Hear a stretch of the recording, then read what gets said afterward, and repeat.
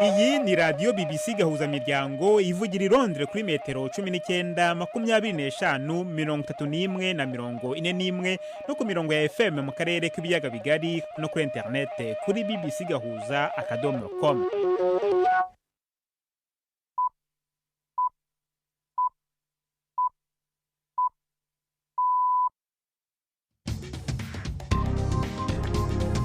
Ubu ni saa 10 n'igice ku isaha mpuzamahanga ya GMT, ni saa 12 n'igice ku isaha yo mu Rwanda no mu Burundi. Muri studio muri kumwe na Jacques Niyitegeka. Izi ni ingingo z'ingenzi zigize aya makuru. Kuri uyu munsi hibukwa imyaka 27 jenoside ibaye mu Rwanda. Perezida Paul Kagame yagarutse ku kibazo cy'inyito yayo. People are struggling to call it now genocide against the Tutsi. But the problem of this... abakirwana no kuyita jenoside yakorewe abatutsi. Iki kibazo cy'inyito cyanatangiye kuva kera cyane mu 1994 ibihugu bimwe byanga kuyita jenoside. N'ubu haracyari igihugu kimwe cyangwa bibiri byarahiye kudakoresha inyito jenoside yakorewe abatutsi. Amashami abiri y'umuryango w'abibumbye aravuga ko hafi kimwe cya gatatu cy'abaturage ba Repubulika ya Demokarasi ya Kongo bugarijwe n'inzara ikomeye.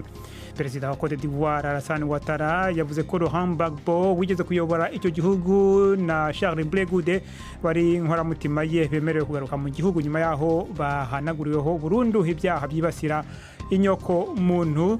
Tubafitiye n'ikiganiro cy'abagore ndetse n'ibisubizo byanyu ku bibazo byanyu ku ndwara ya coronavirus. Muri mwese kazi muri amakuru yo kuri wa gatatu itariki ya 7 z'ukwezi kwa kane.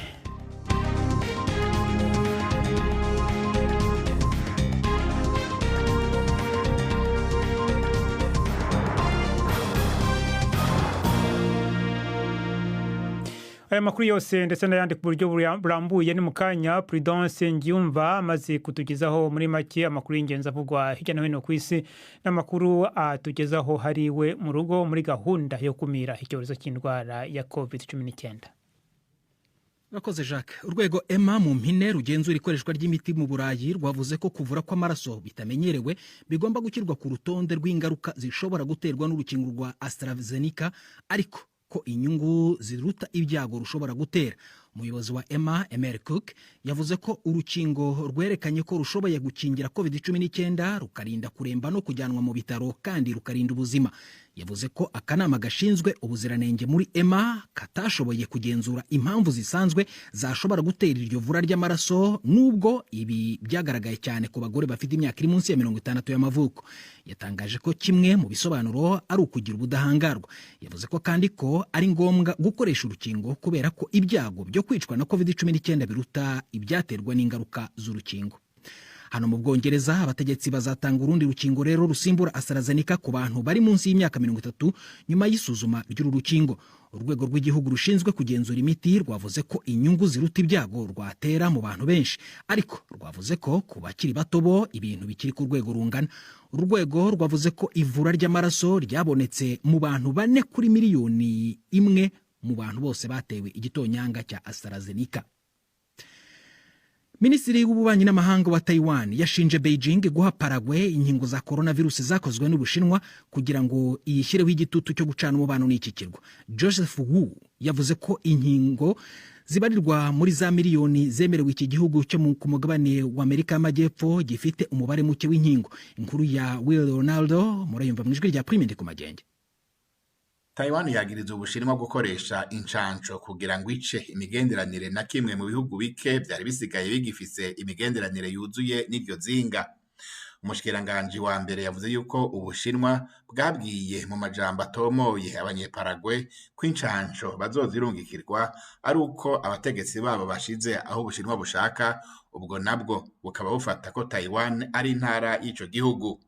Paraguay irahanzwe cyane n'ikiza cya coronavirus kandi hamaze kuba imyerekano iri mu intureka yo kunegura ingene leta iri kwiritwara muri ico kibazo.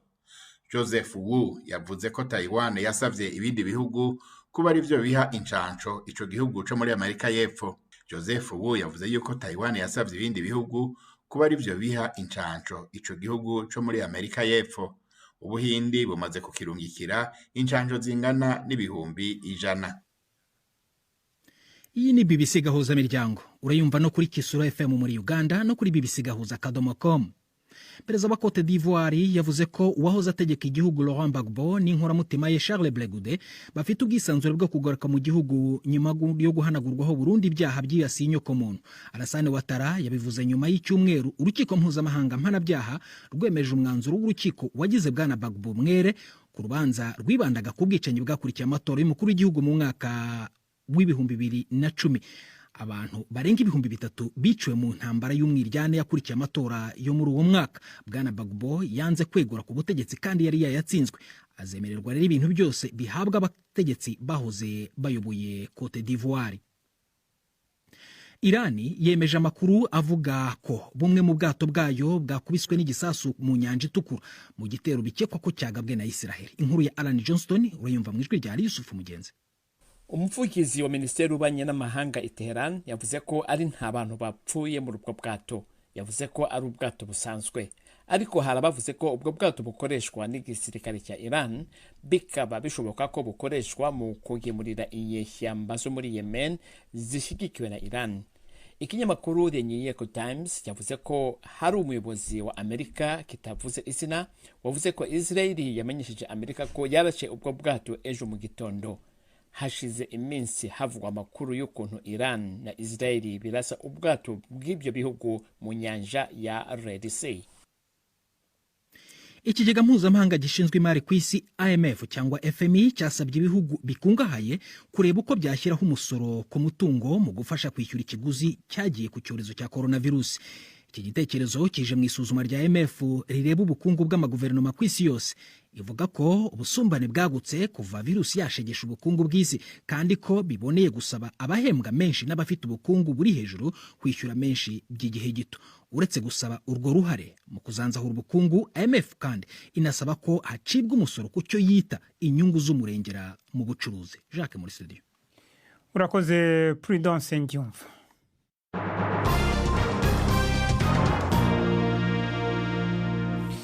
Amakuru arambuye reka tuyahere mu Rwanda, aho perezida w'icyo gihugu Paul Kagame yayoboye umuhango wo kwibuka ku nshuro ya 27 jenoside yabaye muri icyo gihugu.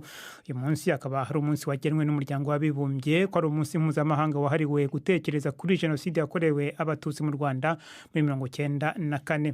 Mu ijambo yavuze, perezida Kagame yamaganye abantu cyangwa ibihugu bikomeje kwanga gukoresha imvugo jenoside yakorewe abatutsi.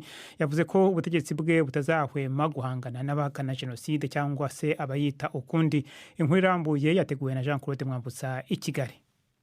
Ijambo ry'umukuru w'igihugu ryamaze isaha yose risa n'iryari rigenewe abanyamahanga kuko igice kinini cyaryo yarivuze mu rurimi rw'icyongereza. Paul Kagame yikomye ibihugu atavuze amazina, yavuze ko byanze gukoresha imvugo jenoside yakorewe abatutsi, nyamara ariko byemejwe n'inama ishinzwe amahoro ku isi. Imbere y'abantu bakeya barimo abahagarariye ibihugu byabo mu Rwanda, Kagame yavuze ko iki kibazo cy'inyito atari ubwa mbere kizamutse. People are struggling to call it now genocide against the Tutsi, but the problem of abakirwana no kuyita jenoside yakorewe abatutsi. Iki kibazo cy'inyito cyanatangiye kuva kera cyane mu 1994 ibihugu bimwe byanga kuyita jenoside. N'ubu haracyari igihugu kimwe cyangwa bibiri byarahiye kudakoresha inyito jenoside yakorewe abatutsi, nk'uko byari byananze kwemera ko ari jenoside mu mwaka w'1994. Biratangaje ukuntu amateka yongera kwisubiramo. Kuva mu mwaka wa 1994 birasa naho tugenda twizenguruka. Ni nkaho kwemera inyito y'ibintu uko biri byaba ari nk'impano duhawe. Wakwitwara uko babyifuza bakaguha iyo mpano yo kwemera kwita ibintu uko biri. Ntabwo ari abadakoresha imvugo iboneye gusa batunzwe agatoki muri uyu muhango. Abavuze bose banashyize mu majwi icyo bise umugambi wo guhakanisha icyaha ugaragarira cyane mu bakoresha imbuga nkoranyambaga. Ibiganiro byanyuze kuri televiziyo y'igihugu uyu munsi nabyo byatinze cyane kuri iyi ngingo. Abahagarariye u Rwanda mu mahanga bamwe bavuze ko hari benshi bakikingiriza ubwisanzure bwo gutanga ibitekerezo, bagahakana uburemere bw'iki cyaha cyangwa se bakavuga ko habayeho jenoside ebyiri. Uyu ni Ambasaderi Olivier Nduhungirehe ubwo yavugaga uko ikibazo gihagaze mu Buholandi, aho ahagarariye u Rwanda. Muri iki gihugu cy'u Buholandi usanga ingufu z'abahakana n'abapfobya jenoside yakorewe abatutsi zisa nk'izagabanutse. Wabonaga bafite ingufu nyinshi, bigaragambya buri kanya, bandika inyandiko buri kanya, ariko bisa nk'ibyagabanutse, ariko baracyakoresha imbuga nkoranyambaga.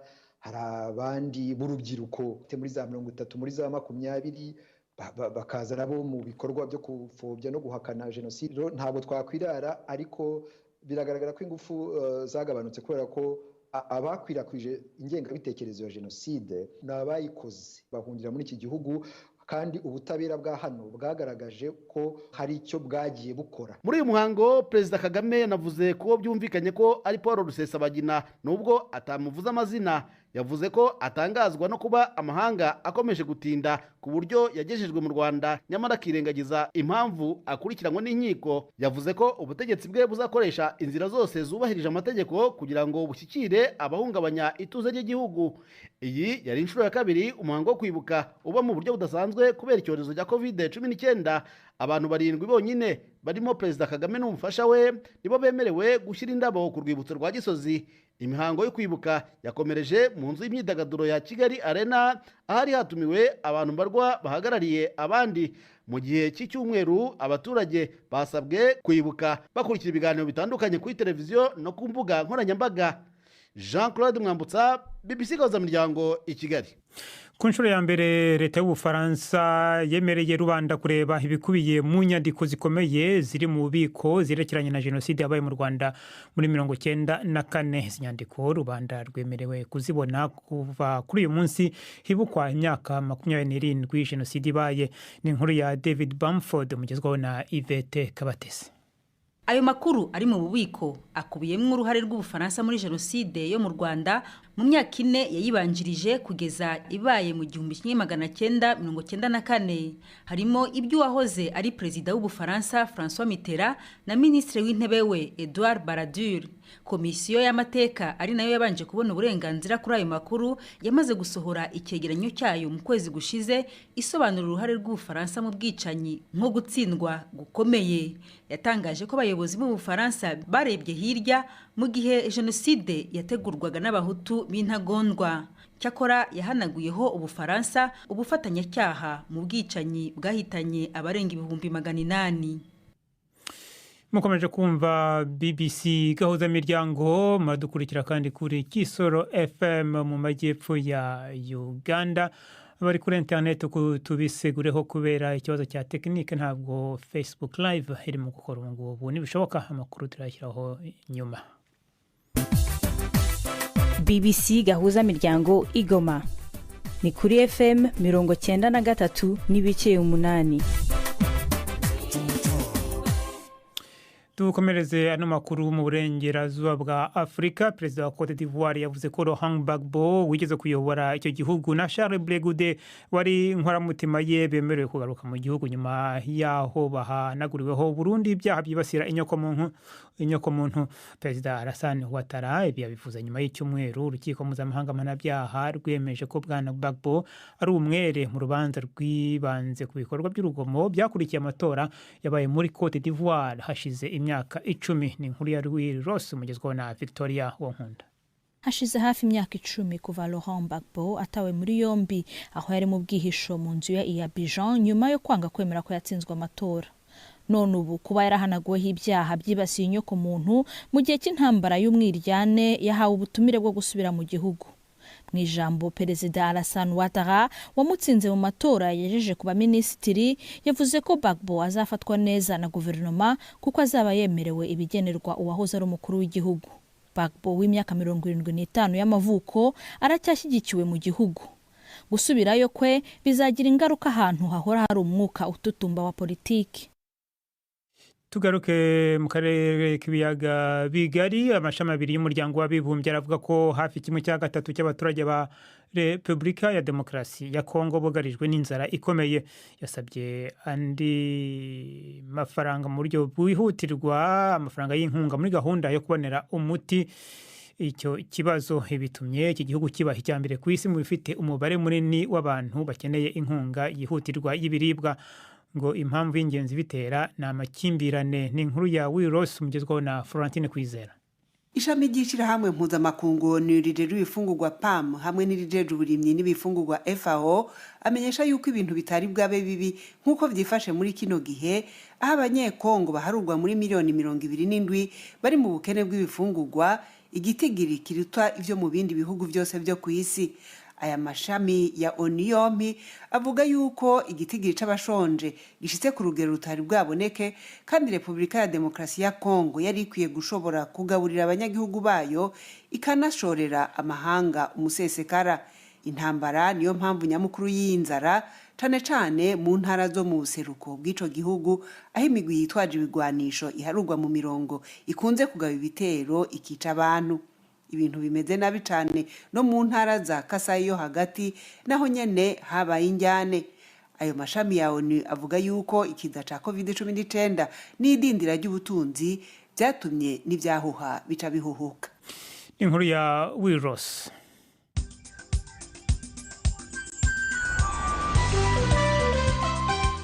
Mu rwego rwo kubafasha gusobanukirwa indwara ya coronavirus imaze guhitana abantu barenga miliyoni 2 ku isi, BBC Gahuzamiryango yabateguriye ikiganiro kirimo abaganga ushobora kubaza kuri iki cyorezo.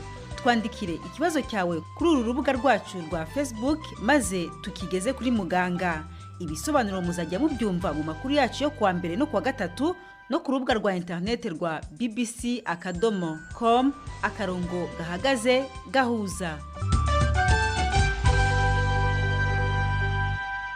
BBC Gahuzamiryango, uyu rero ni wa mwanya w'ibisubizo ku bibazo byanyu ku ndwara ya COVID-19. Uyu munsi muganga Leonard Wayo ukorera mu Bufaransa arasubiza ikibazo cya Dionise Kwizera ubaza ati mbe burya abana baragwara COVID-19 ko atabo turumva yahitanye? Abana bashobora gufata COVID ariko rero ntago barwara, keretse wenda iyo bafite nk'ubusembwa bavukanye bukomeye bireke nk'umutima cyangwa mu bihaha, naho ubundi barayifata ariko ntibarware. Uretse ko bashobora kwitera abandi bakuru iyo wenda bagiye gusura abasaza n'abakecuru bakomokaho, bagahoberana, bagasabana, bagasomana. Icyo gihe nyine abana bashobora kwitera abantu bakuru ariko bo ntago barwara. Iyo tuvuze abana ubwo ni kuva ku myaka ingahe kugeza kuri ingahe? Imbere y'imyaka 11. Uko imbere y'imyaka 11 n'ubu ngubu abana inhanga ntago ari ngombwa yuko bambara agapfukamunwa. Abana bafite ubuzima buri mu manegeka birabita vulnerable, iyo bahuye na COVID n'ubwo wavuze ko ubundi abana batarwara nk'abantu bakuru, ubwo wenda ntabwo bimera nabi? Oya rwose, nabo ngabo mvuga wenda bafite ubusembwa bavukanye nko mu bihaha cyangwa no mu mutima. Mu byo nzi nanasomye hari umwana umwe warwaye araremba, ariko nawe yari hejuru y'imyaka 11 ariko yari afite n'ubundi busembwa. N'umwana wavutse ubwo nawe niko abimeze? Ahubwo mfite urugero rwose, hari umuryango w'umuganga yafashe coronavirus ayifatira mu bitaro, noneho no mu muryango we, umugore we n'abana, yafite umukobwa wari umaze kubyara akana k'uruhinja, n'akana k'uruhinja bagapima basanga gafite coronavirus, ariko rero ntabwo kwigeze karwara. Ubushakashatsi se bwari bwamenya igituma abana iyi ndwara itabashegesha nk'abantu bakuru? Igituma itabashegesha byo birazwi, nuko burya abana baba bafite ibintu mbese bimeze nk'inkingo kimeza mama babo bababyaye babahaye, cyane cyane iyo bakiri batoya. Ahubwo iyo banonse burya nyine mu mashereka haba harimo za antikoro nyinshi, ubwo budahangarwa nyine biterwa n'amashereka n'ibyo ba nyina baba barabahaye bakiri mu nda, bafite ubudahangarwa rwose bukomeye burya abana. Hanyuma wari uvuze abana kugera ku myaka 11, hagati ya 11 na 18 ho bimeze gute? Aho ngaho burya hagati ya 11 na 18 nibyo bita mu gifaransa ngo puberite, nubwo baba batangiye nyine kuba ingimbi. Aho ngaho nyine nibwo ubudahangarwa bakiri batoyo butangira kugabanyuka, kubera ko nyine baba bafite imisembo itangiye nyine kugurumana mu mubiri, niko nabivuga. Aho rero bishobora gutuma ubudahangarwa bavukanye butangira kugabanya gatoya hagati y'iyo myaka rwose. Hari benshi baba bari mu bitaro muri icyo kigero? Oya, uwo rwose nzi urumva ndavuga ngo ndashakisha no ku ntoki. Ni umwe wari ufite imyaka 18 ariko nabwo yari afite ubundi busembwa, yari afite izindi ndwara zo mu bihaha. Ariko rero hagati aho rwose munsi yaho nta mwana rwose ndi wafashwe. Ubwo ndavuga ibyo nzi mu bitaro nkoramo, ariko rero n'ibyo twagiye dusoma abana rwose iya coronavirus ntago mbese bisa naho itanabareba. Nicyo gituma ahubwo kubabuza gutembera bitugora, kuko baravuga bati se nubwo twayifata ko nta ngaruka tugira, muratuburiza iki kwitemberera ngo twigire mu maresitora cyangwa tujye gukina umupira cyangwa tujye kwiga. Muganga Ronald Nduwayo, mukomeze rero mutwohereze ibibazo byanyu ku ndwara ya COVID-19.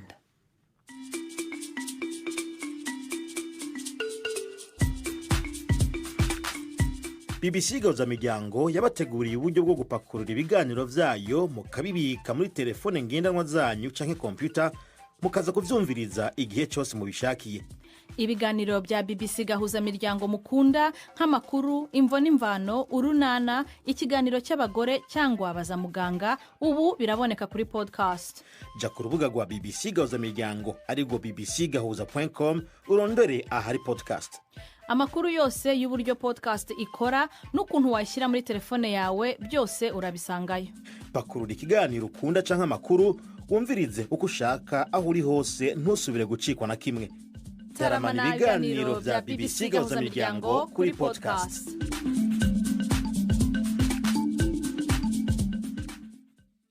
Mu kiganiro cy'abari n'abategarugori turabagezaho kuri wa gatatu. Uyu munsi mugenzi wanjye Ifete Kabatesi yavuganye n'abategarugori babiri bo mu mujyi wa Kigali bafatanya akazi bahemberwa n'ubucuruzi bw'indabo.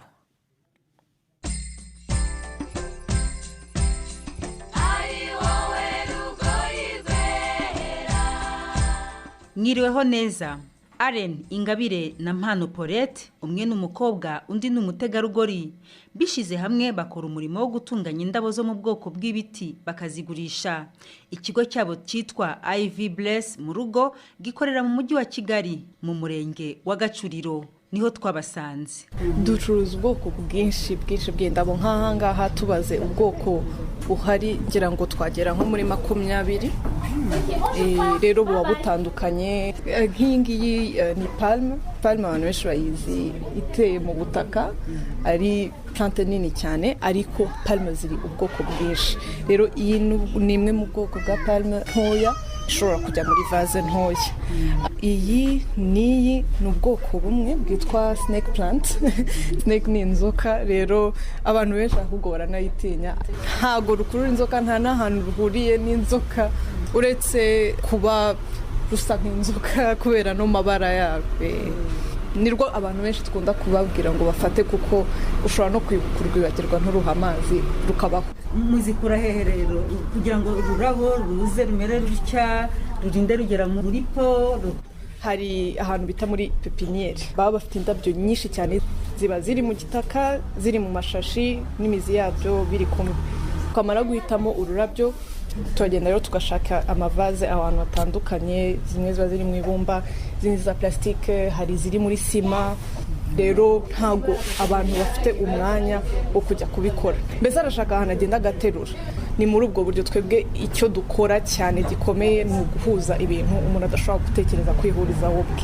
Hari igihe umuntu aza mu rugo rw'umuntu akavuga ati mbega ahantu heza, ariko ntamenye ko byafashe kujya Kinyinya, kindi kikoze iyo vaze kikaturuka Kanombe. Rero icyo twe dukorera abantu ni ukuza tukabishyira hano, ukabona ko mbese ari umutako wuzuye ushobora guterura ukagenda ugatereka.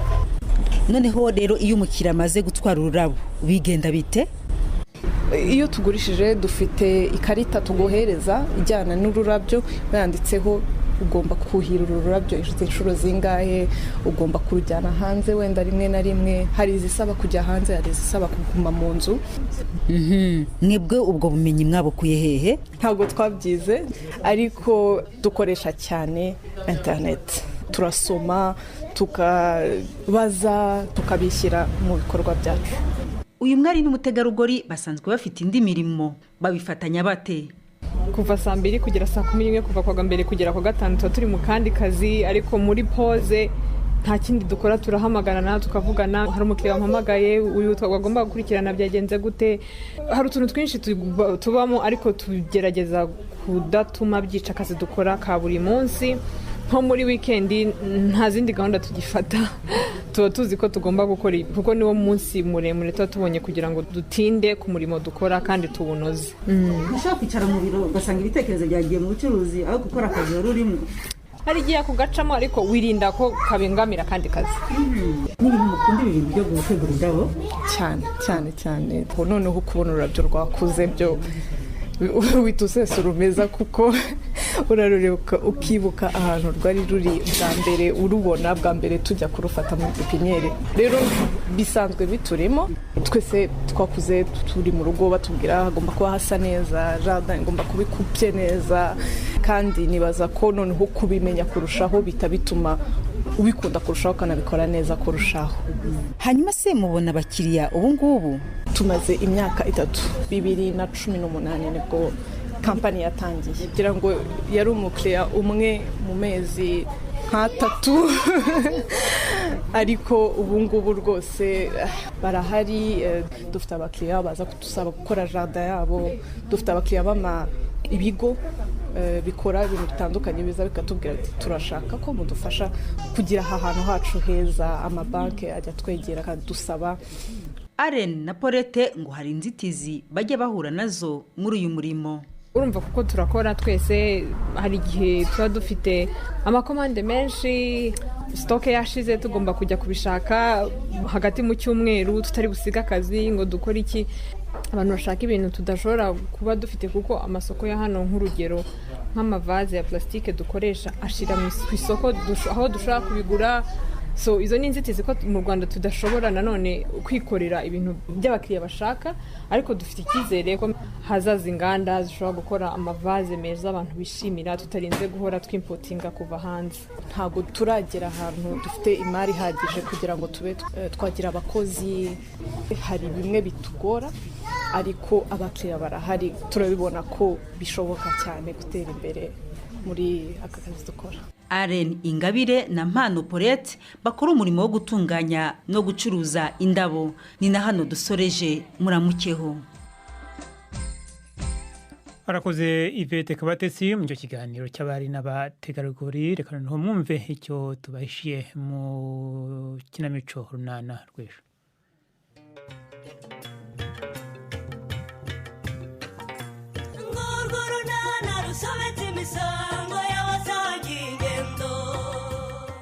Mu kiganiro runana cyo kuri wa kane twabateguriye ni ibikise ko wimyoje sheri. Oya rwose bisibyo. Koko ibikise kandi hari ikihe kibazo? Ubusura bona ntabuzi bitotsi byiza najyaga nigira muri amasaha ya saa kumashyira saa 11 z'igitondo kugeza n'ubu kandi. Inka rero wagize se ikihe kibazo udensi ya? Ubwo se ntubyumva. Ni saa 12:45 kuri BBC. Mu gusoza n'amakuru reka nongere mpe ijambo Prudence Ngiyumva tugezeho hamwe mu makuru y'ingenzi avugwa muri BBC muri kano kanya. Urwego EMA mu mpine rugenzura ikoreshwa ry'imiti mu Burayi rwavuze ko kuvura kw'amaraso bidasanzwe bigomba gushyirwa ku rutonde rw'ingaruka zishobora guterwa n'urukingo rwa AstraZeneca ariko ko inyungu ziruta ibyago rushobora gutera. Umuyobozi wa EMA Emer Cook yavuze ko urukingo rwerekanye ko rushoboye gukingira COVID-19 rukarinda kuremba ndetse no kujyanwa mu bitaro kandi ko runarinda ubuzima. Hagati aho hano mu Bwongereza abategetsi bazatanga urundi rukingo rusimbura iyi AstraZeneca ku bantu bari munsi y'imyaka 30 nyuma yuko basuzumwe uru rukingo ariko nabo bavuze ko inyungu zarwo zishobora kugira ingaruka nziza ziruta ibyago rushobora gutera. Hanyuma perezida wa Cote d'Ivoire we yahaye ikaze wahoze ayoboye iki gihugu Laurent Gbagbo n'inkoramutima ye Charles Blé Goudé bafite ubwisanzure bwo kugaruka mu gihugu nyuma yuko bahanaguriweho ibyaha byibasiye inyoko muntu byakurikiye amatora y'umwaka wa 2010. Urakoze Prudence Ngiyumva wategezagaho ayo makuru y'ingenzi uri wawe mu rugo muri gahunda yo gukumira icyorezo cya COVID-19. Ano makuru yarahagarariwe na Marco Niyonkuru mwakoze kwita mu BBC gahuza miryango muramukiha.